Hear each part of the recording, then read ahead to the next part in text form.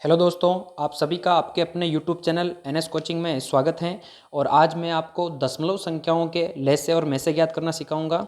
ये आपके SSC, bank, railway हर तरह के एग्ज़ाम के लिए इम्पोर्टेंट है। तो आइए हम देखते हैं कि कैसे हम इनके लैसे मैसे ज्ञात कर सकते हैं। तो सबसे पहले हमको लैसे ज्ञात करना है फर्स्ट क्वेश्चन में।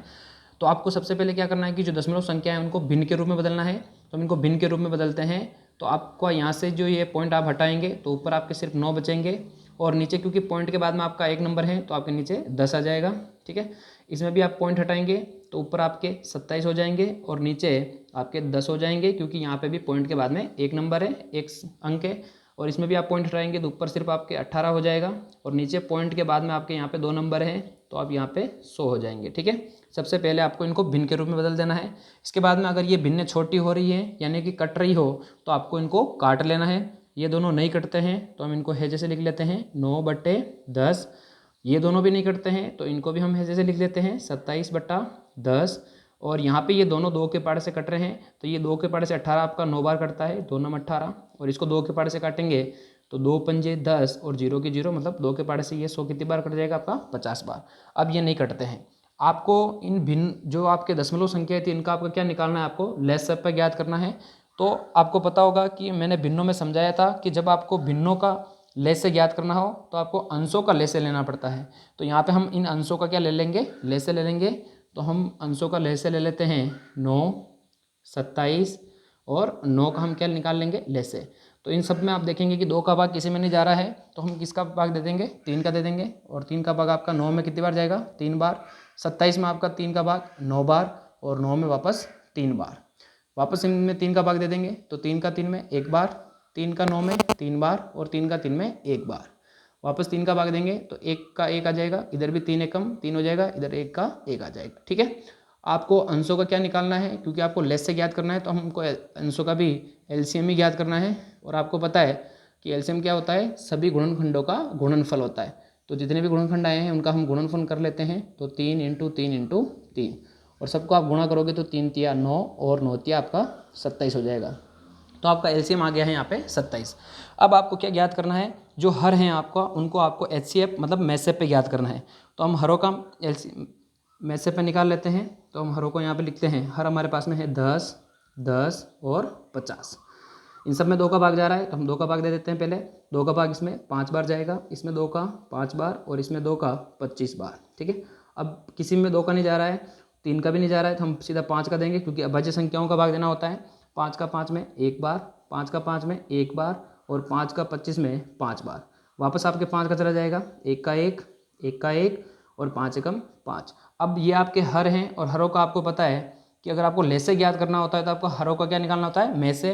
तो हम इनका एचसीएफ ज्ञात कर लेते हैं। तो इनका हमारे पास में जो एचसीएफ हो जाएगा, और आपको पता है एचसीएफ हम कैसे ज्ञात करते हैं, तो हमको वो संख्याएं ढूंढनी होती हैं जिनका सब में भाग गया हो। तो यहाँ पे 2 का भाग इन तीनों में गया था तो ये आपका नंबर हो गया। यहाँ पे भी 5 का भाग इन सब में गया था, ये भी हो गया आपका। यहाँ पे 5 का भाग सब में नहीं गया था तो इन दोनों का हम गुणनफल कर लेते हैं। तो 2 × 5 तो हमारा आंसर हो जाएगा 10।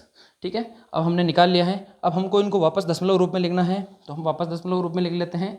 हमको सवाल के अंदर पूछा था एलसीएम, हमारा जो एलसीएम आया वो अंशों का आया 27 और हरों का क्योंकि हमें एचसीएफ ज्ञात करना था वो आया हमारा 10 और हमें दशमलव रूप में लिखना है तो 10 का भाग इसमें देंगे तो सीधा हम एक संख्या छोड़ के पॉइंट लगा लेंगे तो हमारा जो आंसर होगा वो हो जाएगा 2.7। तो इस तरह से हम दशमलव संख्याओं का लैसे ज्ञात कर सकते हैं। आइए अब हम यहाँ पे मैथ से ज्ञात करना सीखते हैं दशमलव संख्याओं का। पहले हमने एलसीएम निकाला था, अब हम इनका मैथ से निकालते हैं। तो सबसे पहले आपको वही करना है, पहले इनको भिन्न के रूप में बदलना है दशमलव संख्याओं को। तो यहाँ से पॉइंट हटाएंगे तो यहाँ पे आपका हो जाएगा 8/10। यहाँ पे आप पॉइंट हटाएंगे तो यहाँ पे आपका हो जाएगा 16/100 और यहाँ से आप पॉइंट हटाएंगे तो आपका हो जाएगा 2/1000। ठीक है, क्योंकि पॉइंट के बाद में आपके कितने नंबर हैं, 3 नंबर है। ठीक है, अगर अब ये यहाँ पे अगर कट रहे हैं तो इनको आपको काट के छोटा कर लेना है।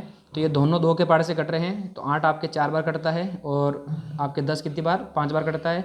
यहाँ पे दोनों 4 के पाड़े से कट रहे हैं तो हम 4 के पाड़े से काट लेते हैं। 16 4 के पाड़े से 4 बार, 4 चौक 16 और 100 आपके 4 के पाड़े से कट जाएंगे 25 बार, 25 चौक 100। और यहाँ पे दोनों 2 के पाड़े से कट रहे हैं तो ऊपर वाला 2 एकम 2 1 बार और इसको 2 के पाड़े से 1000 को काटेंगे तो इसके आधे हो जाएंगे 500। ठीक है, अब ये नहीं कटते हैं तो अब आपको क्योंकि में से ज्ञात करना है तो आप अंशों का क्या ले लीजिए, में से ले लीजिए। तो हम अंशों का क्या ज्ञात कर लेते हैं, में से ज्ञात कर लेते हैं। तो हम यहाँ पे अंशों का मैसेज निकाल लेते हैं। अंश हमारे पास में है 4, 4 और 1, ठीक है। अब इन सब में आप देखेंगे यहाँ पे 2 का भाग जा रहा है तो हम 2 का दे देते हैं, इसमें 2 बार, इसमें 2 बार, और ये 1 का 1 आ जाएगा। वापस 2 का भाग जा रहा है तो 2 का 2 में 1 बार, इस 2 में 1 बार, और यहाँ पे 1 का 1 हो जाएगा, ठीक है। अब यहाँ पे इन सब में कोई भाग देने का मतलब नहीं है, ठीक है। अब आपको इनका क्या निकालना है, HCF निकालना है, मसप निकालना है अंशों का। तो अब आप देखेंगे कि यहाँ पे 2 का भाग तीनों संख्याओं में नहीं गया है, यहाँ पे भी 2 का भाग सब में नहीं गया है। तो ऐसी स्थिति में आपका HCF हमेशा क्या होगा, 1 होगा, क्योंकि एक ऐसी संख्या होती है जिसका सब में भाग जाता है, ठीक है। तो आपका HCF क्या आ जाएगा, 1 आ जाएगा जब आपको कोई कॉमन नहीं मिल रहा हो, ठीक है। अब आपको हर है, हरों का क्या निकालना है, आपको LCM निकालना है। तो हर आपके पास में 5, 25 और 500 है, तो हम हरों का HCF ज्ञात कर लेते हैं। हमारे पास में 5, 25 और 500, ठीक है। अब आप देखेंगे 2 का भाग जा रहा है आपको, 5 में नहीं जा रहा है तो आप जैसे लिख दीजिए, 25 में भी नहीं जा रहा है लिख दीजिए, और इसमें जाएगा आपके 250 बार।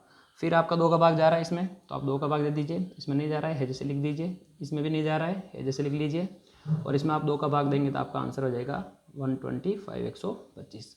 अब इन सब में 5 का भाग जा रहा है तो हम 5 का दे लेते हैं, तो 5 का 5 में 1 बार, 5 का 25 में 5 बार, और 5 का आप 125 में दोगे तो 25 बार।